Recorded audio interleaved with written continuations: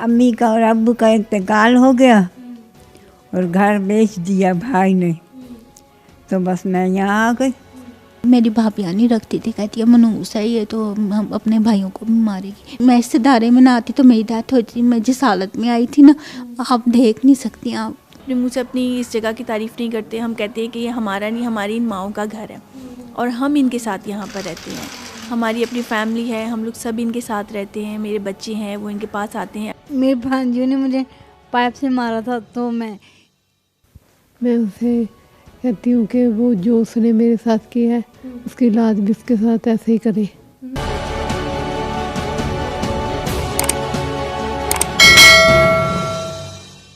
अस्सलाम वालेकुम नाज़रीन, और साफ डिजिटल के साथ मैं हूँ आमना मजीद और आज हम मौजूद हैं बिनते फ़ातिमा ओल्ड एज होम में, जो ख़ास ख़वातीन के लिए मुख्तस है।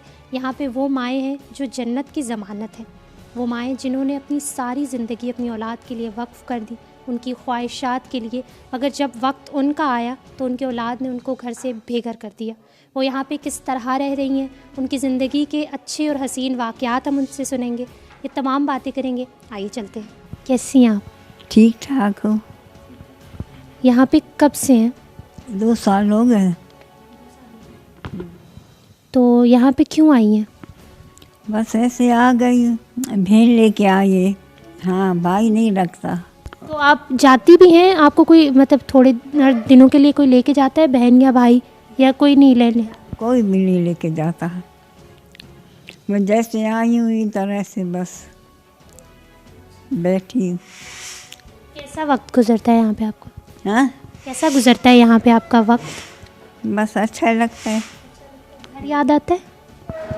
नहीं, अम्मी का और अब्बू का इंतकाल हो गया और घर बेच दिया भाई ने, तो बस मैं यहाँ आ गई। भाई नहीं देखना जाता, बहन फिर भी आ जाती है, देख लेती है, और भाई नहीं आता ना। कुछ कहना नहीं चाहेंगे अपने भाई को?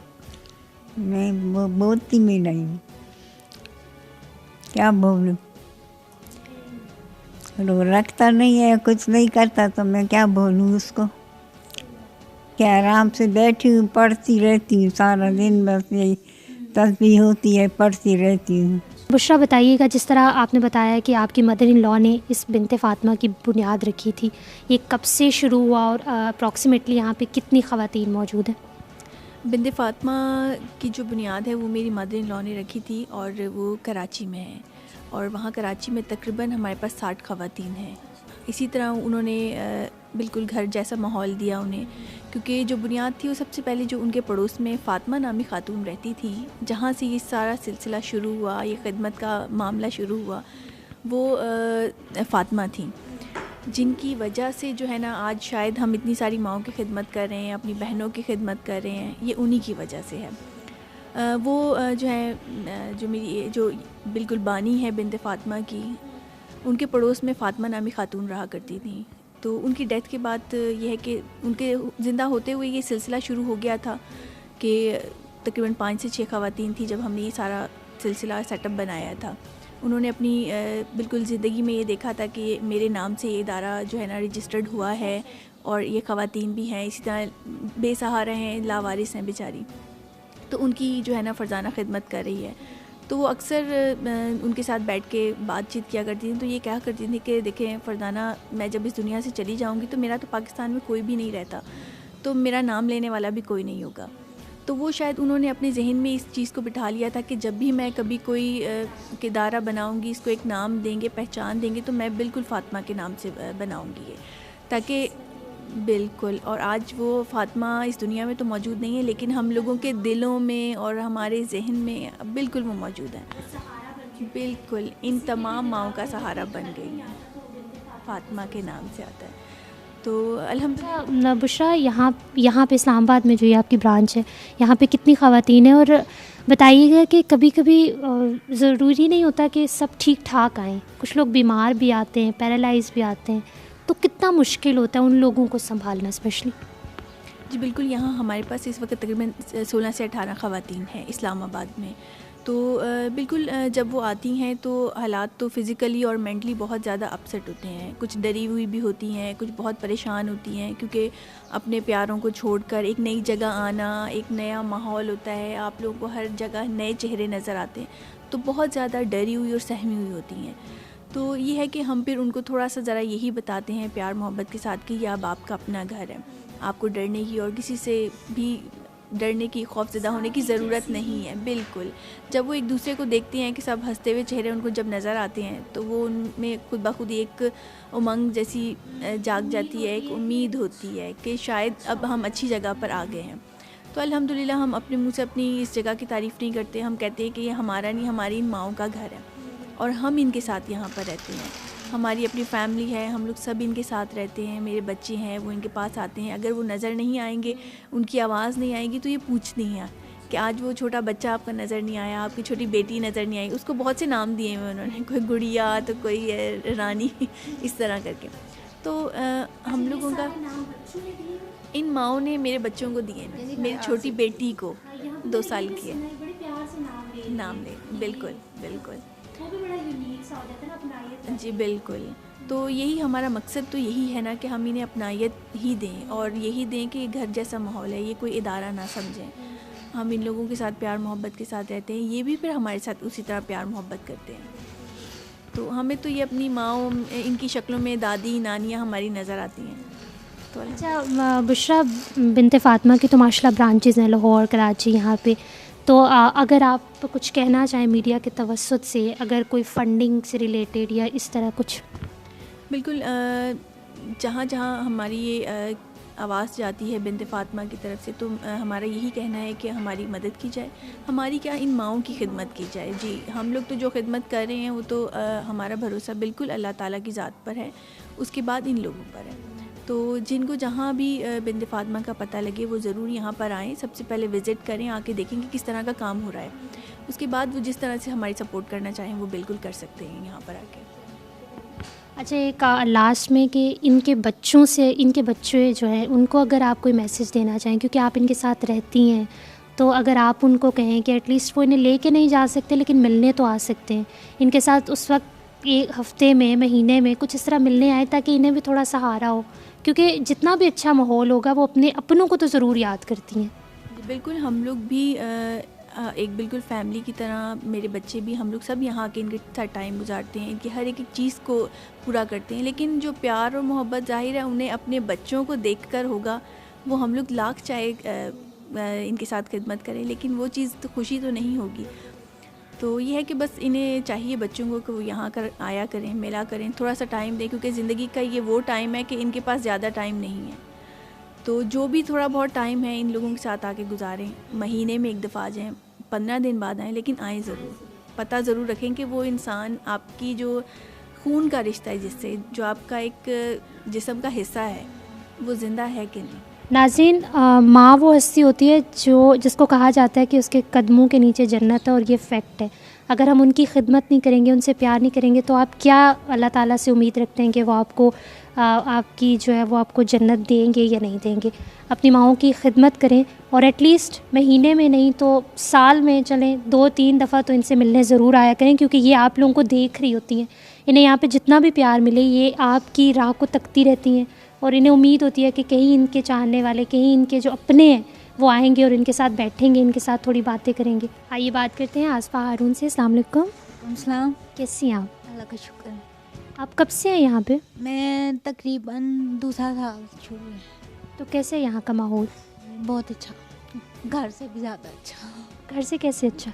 घर से ज़्यादा अच्छा, क्योंकि मेरे माँ बाप की डेथ हो गई है, और मेरे मियाँ ने, मेरी जब शादी हुई थी, मेरे मियाँ की पहली बीवी जो थी उनकी डेथ हो गई, उनके बच्चे 3 थे, वो उनकी डेथ हो गई, फिर उनके वजह से पहली बीवी को कैंसर हो गया, उनकी डेथ हो गई। फिर रिश्ता आया, मेरे भाइयों ने कहा चलो, बड़ी एज के थे तो काट दिया। तो फिर उसके बाद बच्चे नहीं हुए, ये थोड़े से, मेरे हस्बैंड ससुराल वाले बहुत अच्छे थे, लेकिन वो बच्चों का थोड़ा सा इशू था कि बच्चे नहीं हो रहे, तो इस वजह से भाई लोगों ने भी कहा कि ये हमारा, इसमें इसका कसूर तो नहीं है ना, लेकिन वो इस वजह से मुझे डाइवोर्स दी कि बच्चे नहीं, हमने दूसरी शादी करनी है। जी, डाइवोर्स दी, फिर उसके बाद उनकी डेथ हुई। तो फिर आप उसके बाद यहाँ पे आ गई? फिर मैं भाइयों के पास, अच्छा, भाइयों के पास गई थी, तो फिर यहाँ पे किस तरह पहुँची? फिर मैं बाजी का गाड़ी मेरी भाभी नहीं रखती थी, कहती है मनूस है ये तो हम अपने भाइयों को भी मारेगी। फिर मैं बाजी के घर आ गई। मेरी बाजी बेवा है, तो उनकी बेटी को भी डिवोर्स हुई है, तो बाजी बेवे हैं, तो कोई फाइनेंशियल प्रॉब्लम थी उन्हें थोड़ी सी, तो या तो वो मेरी दवाई पूरी कर सकती थी या अपने बच्चों की घर का चाहिए। पर उनके ससुराल वाले बहुत, पुपिया वाले बहुत वो थे ना, अच्छे घरानों के, पढ़ी लिखी फैमिली, एजुकेटेड, हम भी एजुकेटेड पढ़ी लिखी फैमिली से। तो बाजी बहुत मजबूर थी। वो कहती है घर इनकी पुप्पो ने लेके दिया ना, तो गाड़ी भी पुप्पो ने तो कहती है कि तुम्हारी जो बहन है अपने भाइयों के पास क्यों नहीं रहती। तो बाजी ने कहा वो मुझे मजबूरी है इसलिए मैंने रखा। जाहिर है फिर मैंने उनकी पुप्पियों का त्रास था, फिर मैं वहाँ से बाजी को कहा मुझे कोई किसी इदारे में छोड़ा।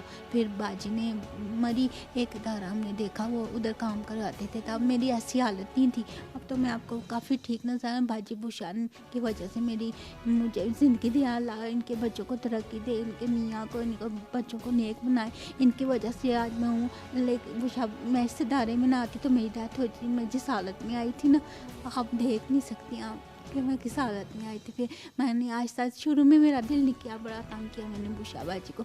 तो मैंने कहा, मेरी बाजी का नया माहौल था ना घर का, तो थोड़े साल 1.5 साल बाद में आस्ता आस्ता ये लोग सारे नमाज़ पढ़ते थे, मैं नहीं पढ़ती थी। मैंने देखा ये सब नमाज़ पढ़ते तो मैं पढ़ती हूँ तो कितने बुरा लगता है। फिर नमाज हुई, आहिस्ता आहिस्ता बुशा बाजी ने मुझे प्यार से समझाया, मैं सही होगी। मैं यहाँ आके बहुत खुश हूँ, यहाँ मज़ा आता है? बहुत मज़ा आता है यहाँ। दोस्तें बन गया, बाजी भी दोस्तों की तरह है। कौन है आपकी बेस्ट फ्रेंड यहाँ पे? मेरी सारी बेस्ट फ्रेंड है। साबरा तो नहीं आई है, और सना भी नहीं आई है, वो भी बन गया ये सुमेरा हो गई। बेस्ट फ्रेंड्स आपकी? नीलम वो चली गई। वो चली गई है। तो आप कोई बुशरा बाजी को मैसेज देना चाहेंगी? बुशरा बाजी अगर आज आप ना होती तो मैं इस हालत में ना होती, मैं डेथ हो चुकी होती जिस हालत में मैं आई थी। इसलिए मैं बुशरा बाजी को थैंक्स बोलती हूँ, अल्लाह इनके बच्चों को ज़िंदगी दे, कारोबार दे, नेक बनाए। मेरे भांजियों ने मुझे पाइप से मारा था, तो मैं इस वजह से यहाँ पे आई थी। अच्छा। तो मेरा भाई पिछली दफा लेने के लिए भी आया था, तो मैं नहीं गई थी। क्यों नहीं गई आप? वैसे नहीं गई। आप शादीशुदा है? नहीं। अच्छा, शादीशुदा नहीं है। तो आपके अम्मी अबू हैं? नहीं। भाई हैं? भाई है मेरा, एक ही भाई है। हाँ जी। तो यहाँ पे किस तरह आई हैं? मैं अपने सिस्टर थी ना ये पिंडी में, उनकी वजह से आई थी मैं। अस्सलाम वालेकुम। वालेकुम सलाम। कैसी हैं आप? ठीक हूँ। यहाँ पे कब से हैं? साल में। शादीशुदा? हाँ जी। कितने बच्चे? एक बेटा। तो आप यहाँ पे क्यों आई हैं? मेरे माँ बाप फौत हो गए थे, तो भाई रखते नहीं थे, तो हाँ जी बेटा है। मियाँ? शादी करा ली, मेरा मियाँ फौत हो गया। तो आप अपने बेटे के साथ क्यों नहीं रही? वो क्या कहता है? वो ना वो उसने शादी करा ली है बेटे ने। अपनी शादी हो गई उसकी? हाँ जी। तो फिर आप मतलब उसकी शादी हो गई तो आपको नहीं रखता? नहीं। क्या कहता है? कहते मैंने नहीं रखना। क्यों? क्योंकि उसकी बीवी पसंद नहीं करती। आप उसे कहें, कुछ मैसेज दें। मैं उसे कहती हूँ कि वो जो उसने मेरे साथ किया है उसकी औलाद भी उसके साथ ऐसे ही करे। नाज़रीन, इन ओल्ड होम्स का आबाद होना हमारी तहज़ीब के बिल्कुल मुनाफी है। ये हमारी तहज़ीब पर एक सवालिया निशान है। मगर अगर ये ना हो तो आप ही सोचिए कि इन माओं का और इन वालदेन का क्या होगा, वो कहाँ जाएंगे। खुदारा अपने वालदेन की कदर कीजिए। इन माओं जिनके पाँव तले जन्नत है, उस जन्नत को अपने हाथों से मत रोंदिए। और साफ डिजिटल से फिल वक्त इतना ही। आमना मजीद को इजाज़त दीजिए। अल्लाह हाफ़िज़।